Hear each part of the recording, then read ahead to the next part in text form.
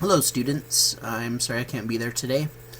We've had a family emergency, but I'm recording this screencast for you so that we can discuss Family of Stars. Let me start with a guidepost. Science, as we've seen, is based on measurement. Measurement in doing astronomy is a very difficult thing to do, even with powerful modern telescopes. Like we described in our previous lesson on telescopes, it's impossible to measure directly simple parameters such as the diameter of a star. And this chapter shows us how we can use the simple observations that are not possible combined with the basic laws of physics to discover the properties of stars. We're going to look at some really interesting things today, interesting ways in how we use physics and math to determine properties of stars. So in this lesson we're leaving our sun behind and we're beginning our study with billions of stars that dot the sky. Stars are the basic building blocks of the universe, and if we hope to understand what the universe is, we need to understand what stars are. Ultimately, everything on Earth comes from stars. We come from stars. We saw that previewed in the video we watched last time, as Carl Sagan famously said that we are all just stardust. So let's get to work. In this chapter we're going to find out what stars are like, and in the chapters that follow we'll trace the life stories of stars from birth to their death. This is just an outline of what we're going to do today. So we'll learn about measuring the distance to stars. We'll look at surveyor's method versus astronomer's method. You'll see how we can apply geometry to measure the distance to stars. We'll learn about brightness, distance, and how those relate to a star's absolute and intrinsic brightness. We'll learn how to calculate absolute visual magnitude and luminosity. Then we'll go to our tool, the HR diagram, and we will look at how we can use the HR diagram to determine things like luminosity, radius, and temperature of the stars. And we'll find a new way to classify stars as well. So if you remember Oh Be a Fine Girl / Guy Kiss Me, that spectral class, we're going to learn of another way that stars are classified. We'll learn about the spectroscopic parallax. And finally, masses of stars. Most stars in our galaxy, over half of them, are binary stars. And with knowing the things we know about gravity, we can actually determine the combined mass of a star using Kepler's third law. And finally, we'll just take a survey of all the stars. That means we'll look and we'll compare all of the different kinds of stars in the universe and see which ones are most common and which ones are not as common.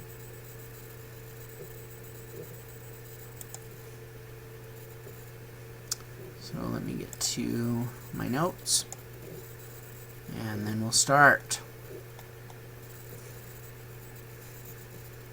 Okay, this is what we already know. We already know how to determine surface temperature. We've seen that in a couple of laws that we did on stars. We'll come back to those laws, Wien's law and the Stefan-Boltzmann law. We know how to determine the chemical composition of a star by looking at emission spectra from a star. We know how to determine the star's surface density based on emission lines. And now we will learn how we can determine a star's distance from us, its luminosity, its radius, and its mass. It's really amazing the way that astronomers figured all of this stuff out by applying the laws of physics and applying math and sometimes even geometry. So now let's move on to distances to stars. Now, in 9th grade math, about there, that's when I learned it anyway, you learn about triangles a lot, right, in geometry. And you learn that if you know one angle of a 90-degree triangle, or a right triangle. A right triangle is something that has one right angle, and if you know one angle here, and if you know a distance, then you can calculate the other distances and calculate this other angle right here.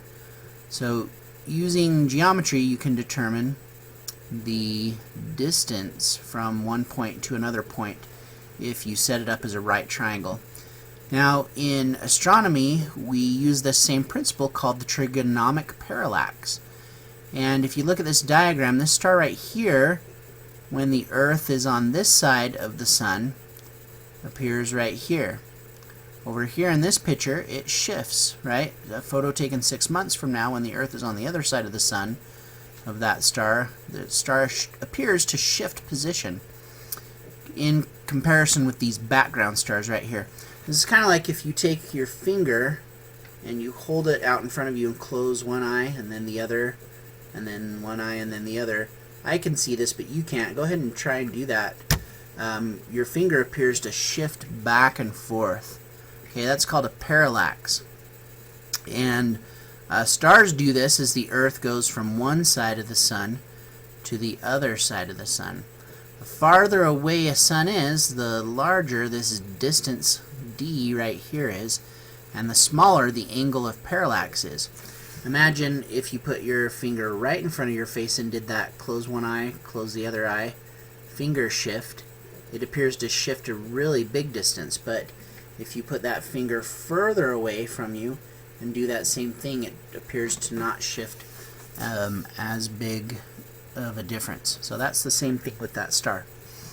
The distance then is going to be equal to 1 over p in arc seconds, and p is the angle right here, and it's really tiny. These are usually really tiny. Arc seconds, if you remember, there's 60 seconds in a minute and 60 minutes in a degree in the angle system. So you can imagine that an arc second is a very small angle.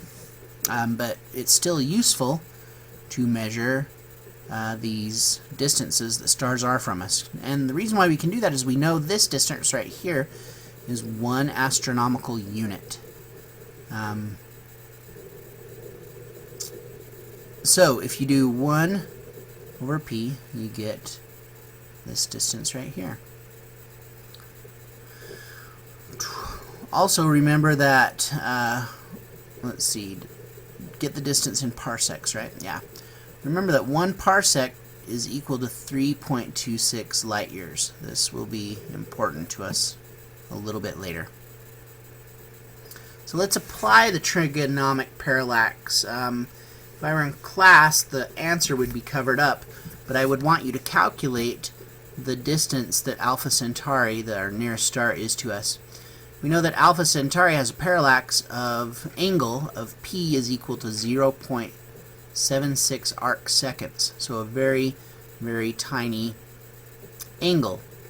If you take the formula d is equal to 1 over p, then when you calculate that out, you get 1.3 parsecs, and then 1.3 parsecs times 3.26 light years gives us the answer in light years. So Alpha Centauri is 4.3 light years away from that. Wow, can you calculate that?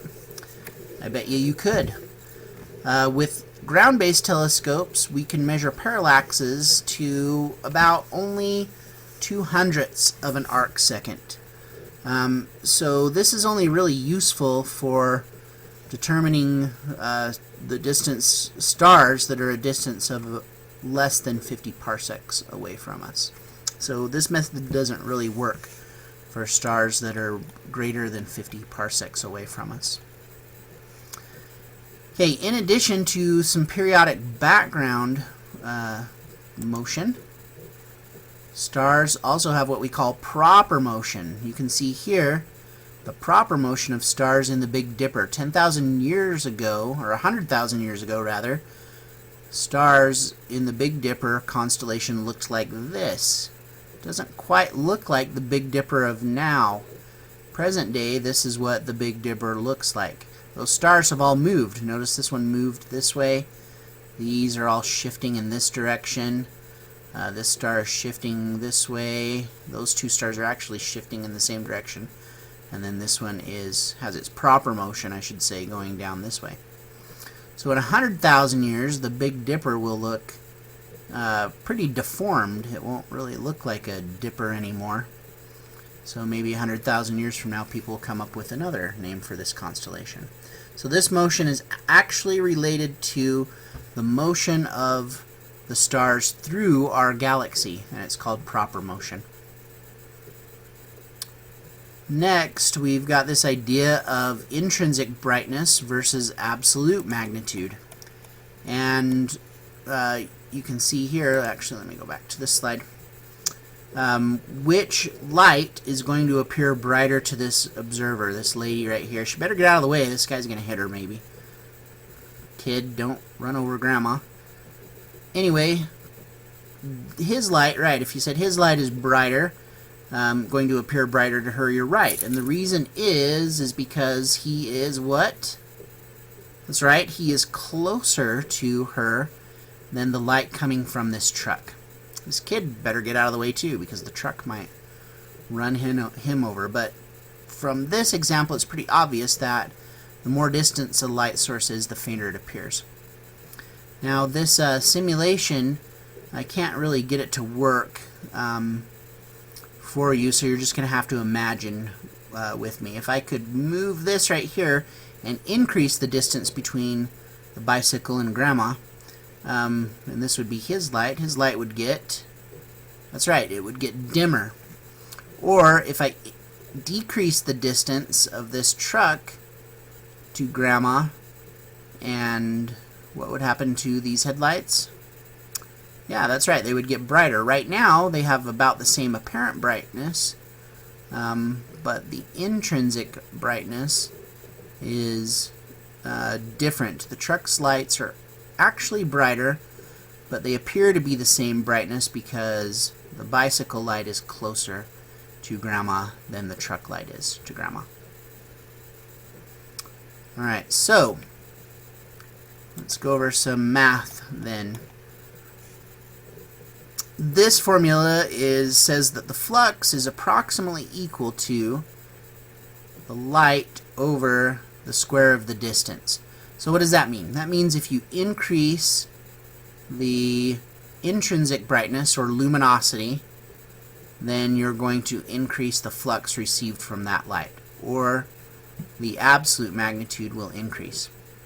If you increase the distance, and remember what happens when you increase a number on the bottom of a fraction, that decreases the value of whatever it's equal to.